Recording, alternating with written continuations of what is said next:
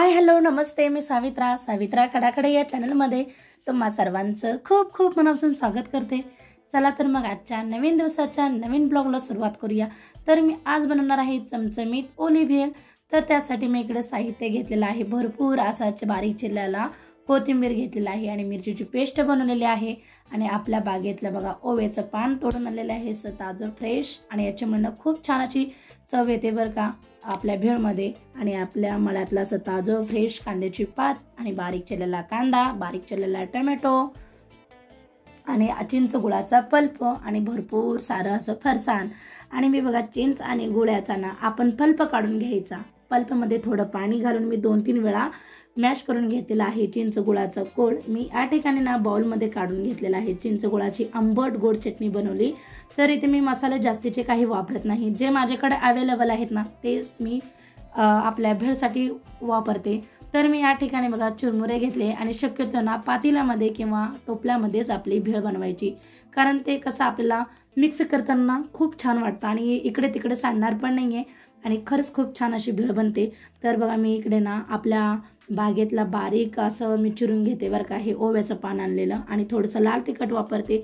शौर्य खाणार आहे म्हणून मी जास्तीचा असा मिरचीचा ठेचा नाही वापरला, थोडं मिरचीची ठेचा वापरते आणि थोडंसं लाल तिखट वापरते आणि भरपूर सारं फरसाण आहे। तर मिक्सरच्या भांड्यामध्ये ना मी 4-5 मिरचीचे तुकडे घेतले आणि ते मिक्सरला छान असं मी बारीक वाटून घेतलेला आहे। तर इकडे आपला ठेचा पण तयार आहे।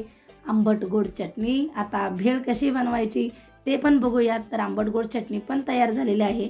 तर इथे मी चिरमुरे घेतलेले आहेत। तर मी सगळे अंदाजानुसार या भेळमध्ये वापरते, तर मेजरमेंट याच्यामध्ये काही नाही। तर यामध्ये ना मी सगळ्यात आधी हिरवी मिरचीची पेस्ट ठेचा घालते आणि तुम्हाला कितपत तिखट खायची आहे ना त्या अंदाजानुसार हा ठेचा आपण घालायचा आहे आणि त्यानुसार ना आधी व्यवस्थित मिरचीची पेस्ट आपण मिक्स करून घ्यायचा आणि मुरमुरे त्याचबरोबर भेळ ही शक्यतो ना पातेल्यातच किंवा टोपल्यातच बनवते आणि बारीक चिरलेला कांद्याची पात, बारीक चिरलेला कांदा, बारीक चिरलेला टोमॅटो आणि बारीक चिरलेली अशी कोथिंबीर आणि मी सगळे असे घालून घेतलेले आहे। जास्तीचे काही याच्यामध्ये मसाले वापरले नाहीत आणि माझ्याकडे शेव नाहीत म्हणून मी शेव वापरले नाहीये। तुमच्याकडे जर शेव असेल तर तुम्ही नक्की शेव वापरा आणि बारीक चिरलेली अशी भरपूर सारी कोथिंबीर आणि ओव्याच्या पाण्यामुळे ना आपल्या भेळ जबरदस्त होते आणि चव पण त्याची फ्लेवर ना खरंच खूप छान लागते आणि छानसा आता आपण ना पातेल्यामध्ये किंवा टोपल्यामध्ये फिरून घेतो।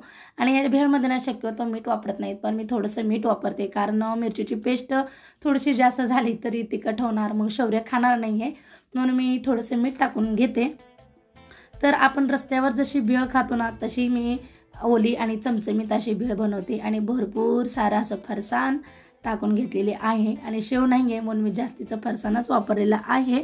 तर काही ना काही स्टाईल असते बरं का, प्रत्येकाची भेळ बनवायची अशी स्टाईल असते भेळ मिक्स करताना। तर आता की नाही यामध्ये आपण बारीक चिरलेलं प्रत्येक सगळं टाकून घेतलेलं आहे आणि वरून ना 3-4 चमचे चिंच गुळाचे कोळ टाकून घेते। आपल्याला जेवढा हवं तेवढं आपण चिंच गुळाचं म्हणजे लपलपीत आणि चमचमीत आपल्याला ओली भेळ जर हवी असेल तर जास्त चिंच गुळाचा कोळ वापरायचा आहे आणि छानसा असं आपण फिरून घ्यायचं आहे आणि परफेक्ट असं मिसळून झालं तरच आपल्याला आपली भेळ तयार झाली अशी वाटते।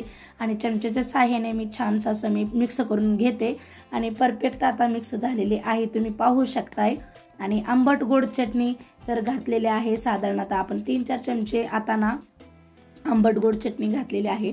तर नंतर मग आपण खाताना मग प्लेटमध्ये सर्व करून आपल्याला जेवढी हवी तेवढी अशी चमचमीत आणि ओली भेळ खायची असेल तर जास्तीचा जरा चिंचेचा कोळ वापरायचा। आणि तुम्ही पाहू शकताय बघा इकडे मी बनवलेली आहे आणि चमचमीत अशी ओली भेळ कशी वाटते मला नक्कीच कमेंट बॉक्समध्ये सांगा। मी बनवलेली अशी मी पहिल्यांदाच बनवली आहे, चिंच गोळाची अशी कोळ पण बनवली आहे आणि भेळ पण बनवली आहे आणि मी बनवलेली भेळ कशी वाटली मला नक्कीच कमेंट बॉक्समध्ये सांगा।